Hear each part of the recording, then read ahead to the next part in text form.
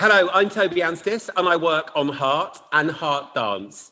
Now today, we know that families are all different and that some children live with their relatives, some live with two dads or mums in children's homes, in foster care, or are adopted. More than 3,000 young people were adopted last year, and some of these adoptees will be living right here in the northeast of England. And I don't know if you knew this, but I've done a little bit of research. Some of our most famous characters in history were also adopted. Emperor Hadrian of Hadrian's Wall fame, he was adopted. Politician and human rights advocate Nelson Mandela was adopted. I never knew that. Apple founder Steve Jobs, even Spider-Man, Paddington Bear and Lilo were adopted as well. I'm also adopted, and I feel very blessed to have had a really happy and positive childhood. It's not always the case. I'm very, very aware of that. But me and my twin sister were very fortunate. I mean, even though we were massively different to our mum and dad in so many ways, they supported us and they really allowed us to flourish in our own individual ways. I mean, for me, it wasn't always easy because I occasionally got bullied at school for being adopted, which was pretty unfair, but I guess kids can be pretty cruel at times. And also dealing with and overcoming the feeling of being different and never wanting to be rejected. That's a big thing. But I mean, over time, I tried to turn those feelings of self-doubt into confidence, into drive and self-determination just to achieve what I really, really wanted. I mean, I was fixated on being a radio presenter, actually obsessed is a better word, with being a radio presenter since I was about 10. And I used to play records for my parents and their guests at their dinner parties and stuff. And when I just saw the smiles on their faces, I knew then at a young age that sort of impact, that happiness that music could bring people. And I loved being in control of that and be able to provide that. And I've been living out that dream for 25 years. Now, adopted young people in Tees Valley decided they wanted to make a film to show their friends and classmates to raise awareness of what it feels like to be an adopted child in school today. This is their film.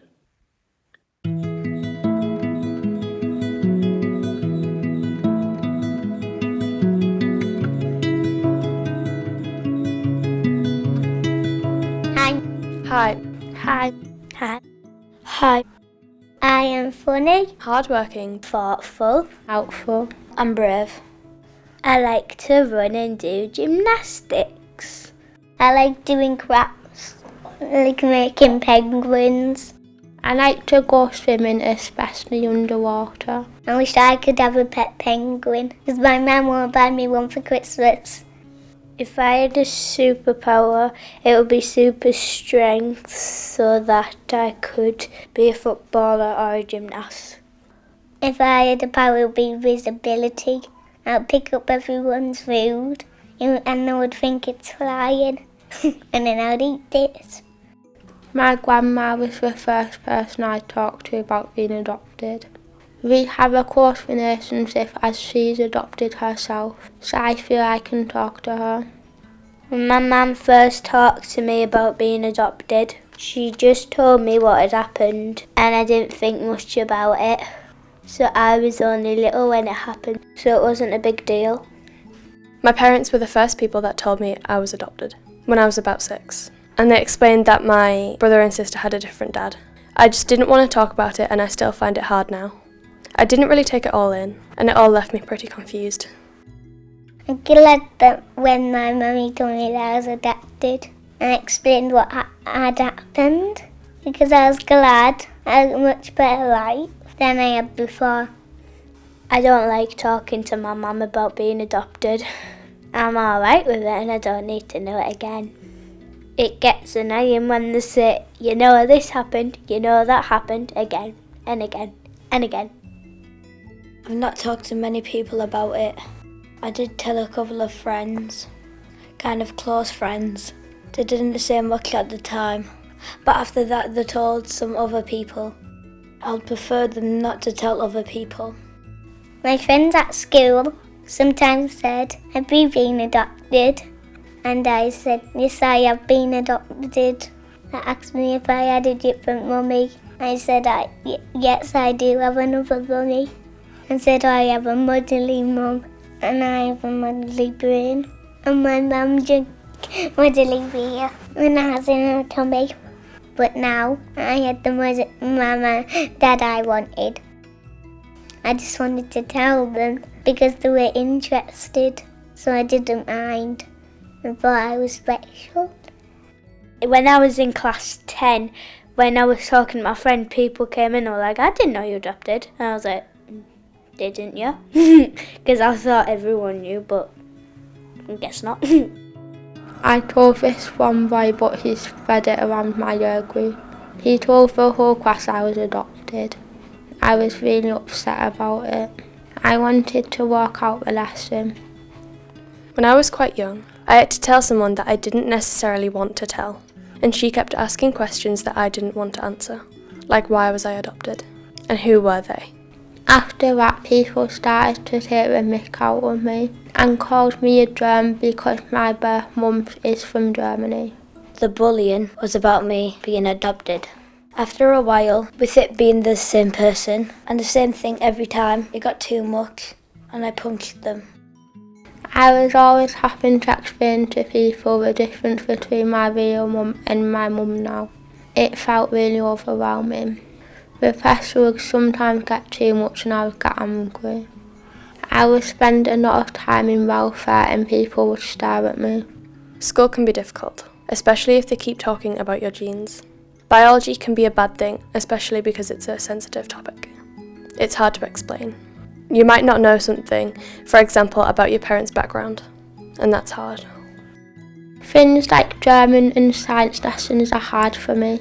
We did homelessness and poverty in German, and sometimes it was hard for me to answer the questions because of my past experiences.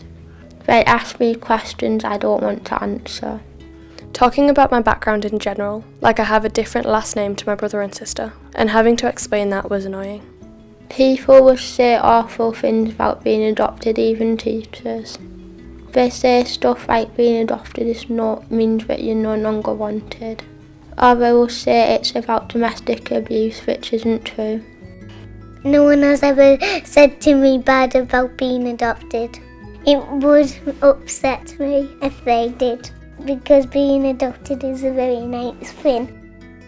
At school, I seem to get in trouble for no reason and get detentions. It's mainly science and maths that I struggle with. I don't know why. When I got to about 10, we did our mock stats paper and I ran out of classroom, and the first thing the teacher asked me is, why did you run out of classroom? And it's because when you're adopted you feel like you have to have this pressure built on you when you do exams and tests. In school, I sometimes get distracted from my work. It just comes up in my brain. I just think about what happened, and I think about it and I get distracted. It happens less now because I got help with it. I have a nice teacher and she speaks in a nice voice. But my other teacher doesn't understand me. And she says, don't do that and this. I don't like noise. Make me hate my class. I find it difficult to concentrate at school. I think it needs to be better understanding from teachers that things are a bit different from me or others who are adopted. Some people don't understand. I have a muddly brain and ears, but other children don't have a muddly.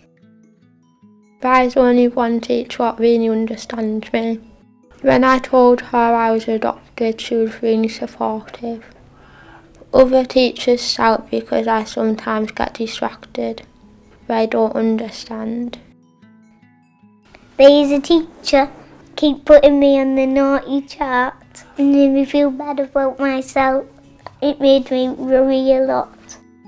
My mum and Rianne had to go to the school to talk. My mum's behaviour was a little bit different. They got the chat down after that.